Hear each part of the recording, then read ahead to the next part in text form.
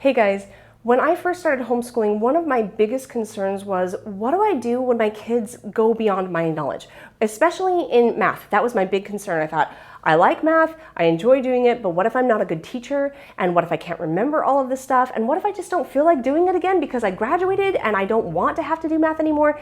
And what if they have other subjects besides math where I have all these same problems? Now what? What do I do when my kids have education needs that I just cannot personally meet? So here's what I found. It's actually so much easier than I thought it would be.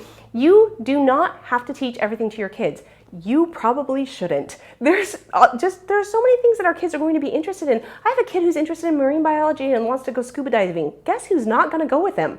But I want him to go. I want him to have these opportunities. So all I'm going to do is find somebody else to go with him. That's my goal. That's my plan. And I think it's a great plan because it means he's going to get exactly what he needs and I don't have to do it.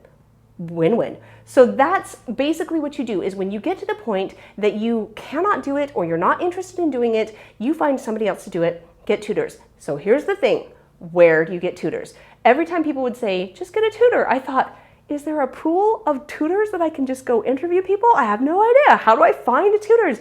And I'm going to tell you a couple of different places that you could find tutors, but there is one far and away the best place to find people who can help mentor and teach your kids. So the first place is just high school kids in your area. Kids who happen to be a year or two ahead of your child in whatever the subject is, who love to teach it, who are good teachers. So this is why it's a little hard is, I don't know, you got to find kids who are good teachers. Some are naturally, and you just have to find those kids to be able to be the tutors. They're just looking to make a couple dollars teaching something that they just went through. Here's the advantage. Because they just went through it, they remember the parts that are really hard and they remember their breakthroughs so that they're better able to say, oh yeah, I see why you're struggling with that. I also struggled with that. Here's how I solved it. And it's just easier. A lot of times having somebody who just figured it out is the best person to teach your child how to figure something out. The same idea is with college kids in your area.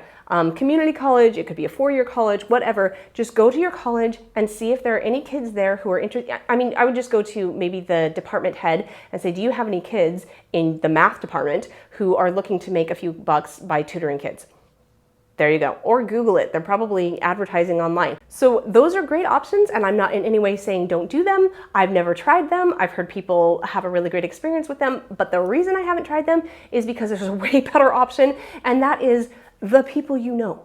You already know people who are really, really good at whatever your child is struggling with. I had a child who really wanted to do woodworking, and I didn't have the tools or the equipment or the know-how, but I just looked around at the people that I knew, and there was one who was living across the street. It wasn't even far. And I said, hey, he has all the tools and all the know-how, and he's a really inspiring person. I wonder if he'd be willing to do this. So I just went over and I asked him, would you be willing to teach my child this? And he said, of course, that would be great. So he teaches him how to do some woodworking, and it was just a project. You know, I wasn't saying, will you take him on for a year or even a semester? I was just do a project with him. And then if he wants to pursue it more and my friend is not interested in teaching, then I would take him to the next level. I would find a makerspace or something. But the point is, most of this stuff that you're trying to get your kid to learn, it's just a project level. It's just a little bit that they want to learn, just be exposed to something. So you just find somebody who's already doing it, who's already interested in it. People love to share what they're excited about. They want to teach people stuff that they love doing. If you ever found somebody who's just lost a ton of weight, they want to tell you how they did it. They want you to do what they did. They want to share this. They're so excited about it. You ever find somebody who's really excited about pottery? They really want to show you how to do it. They would love to teach your child all about this because it's exciting to them. And that's what you're looking for. People who are just already doing this. And they're out there. They're people that you're hanging out with. They're people that you go to church with, that you live next to, that you hang out with on a frequent basis. These people are out there and you already know them. You just have to sort of change how you're seeing people and say, hey, you've talked a lot about knitting. Would you teach my child how to knit? And they would love it. I have never, ever had somebody say no. I've never even had somebody say yes, but grudgingly. They've all said, I would love to. That would be great. I'd love to teach your child that. Some of them do feel a little bit like, ooh, is there a test at the end? Or do I have to cover specific skills or whatever? And I just say, no, don't worry about that at all. But I just think getting kids connected with people who are excited about whatever it is that they're teaching will be the best mentoring, the best tutoring experience they could possibly have.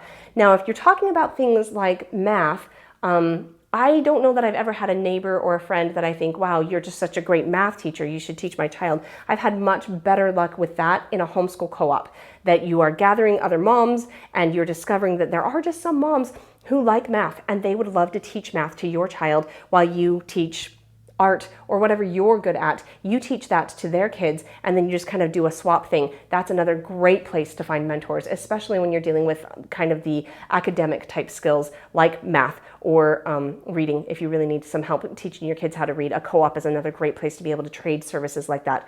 So I hope this helps you. When you are looking for a tutor, they're out there. You already know them. In fact, you are probably an excellent tutor for other kids and for your own kids in the areas that you're really excited about.